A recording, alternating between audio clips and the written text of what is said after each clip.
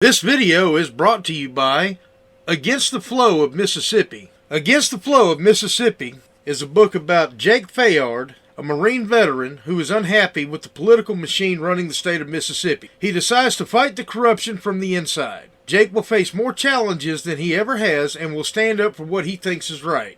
His notoriously hot temper will push him to the edge of murder, along with his friend and brother Kobe Barhanovich.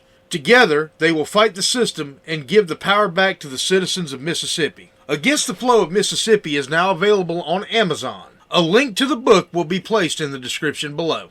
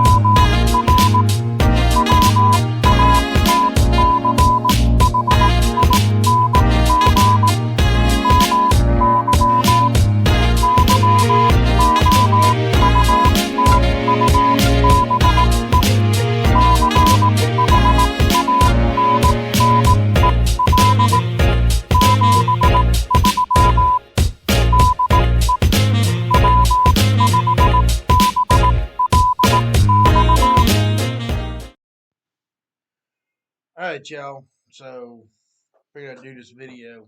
Ain't no ham radios in the background. I ain't got a shack set up where I'm at in this tiny apartment, but hey, it is what it is. I just want to run something by y'all. My club that I'm a member of, Mississippi Coast Amateur Radio Association, here in Biloxi, Mississippi, just participated in the 160-meter contest this weekend. And we had a great turnout. I mean, an excellent turnout.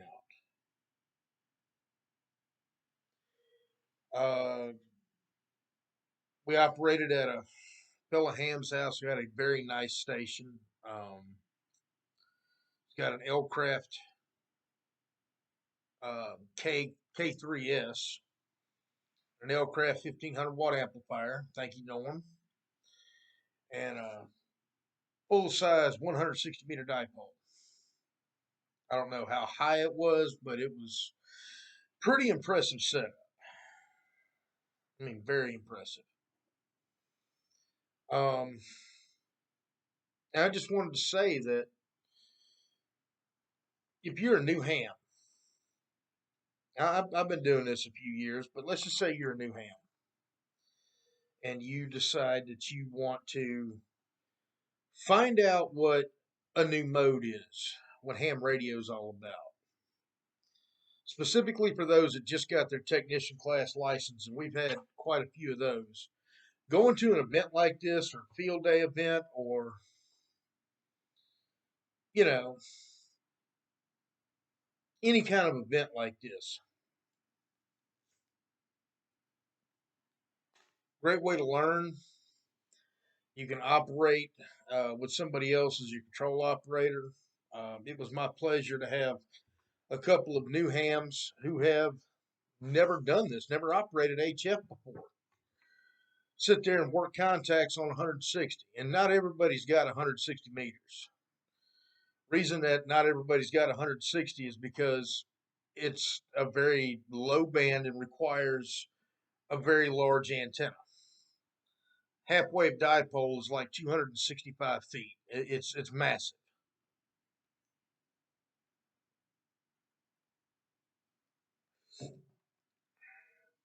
And it's usually only open at night, especially down here in the south. And it's really only usable in the south during the winter, because in the summer, static crashes will take it out.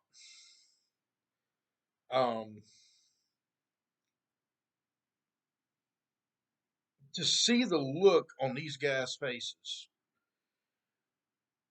when they're operating, and at first they're nervous, and they shouldn't be. I know it's a little intimidating. You've got this, $10,000 plus station that you're operating from, and you're afraid that, if you don't sound just right or if you don't whatever, get past that. Don't worry about it. This is not professional radio. This is amateur radio. Amateur radio means that we're doing this as a hobby. Down the road a little bit, there was some guys with the 599DX Club, which I'm also a member. They're the serious contesters. They're the serious DXers. They get out there and they hit it hard, and they hit it as hard as they can. And these guys have been doing it, some of them 20, 30, 40, 50 years. But when you go to a general club and you do a field day or a winter field day or a 160-meter contest or a QSO party, I think the next one we're going to do is the Mississippi QSO party. We're not that serious about it. I mean, yes, we want to make contacts. But it's not the pressure or the stress. And it's a great opportunity for those that want to find out what HF is about to actually learn a thing or two.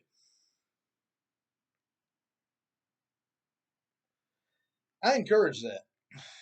I encourage everybody who wants to learn something to get in there and learn it.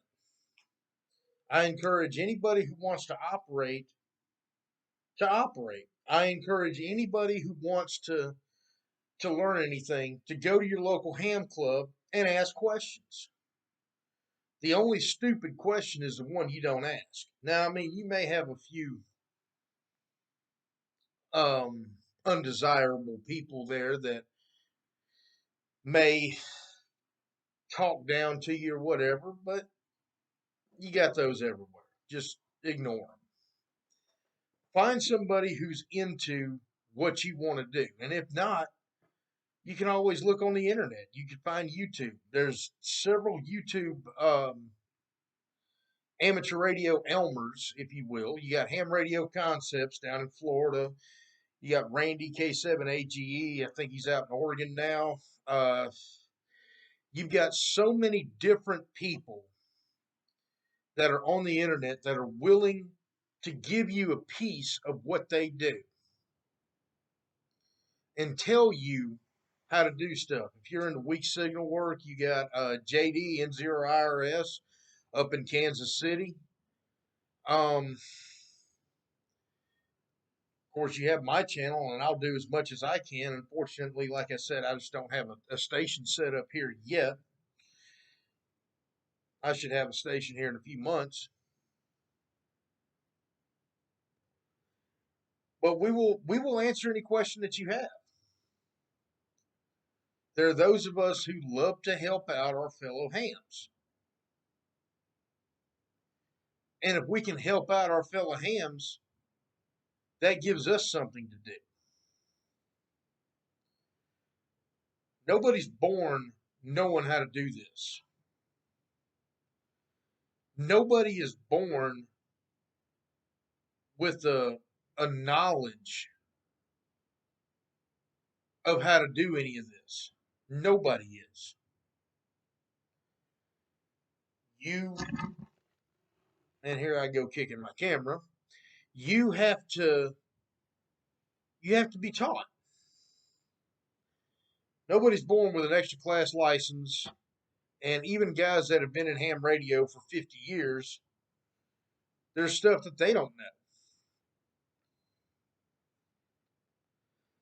Seek out the knowledge that you desire. If there's something that you hear that somebody else is doing that sounds pretty cool, even if it's not available in your area, just to give you an idea, I would love to set something up on 10 gigahertz.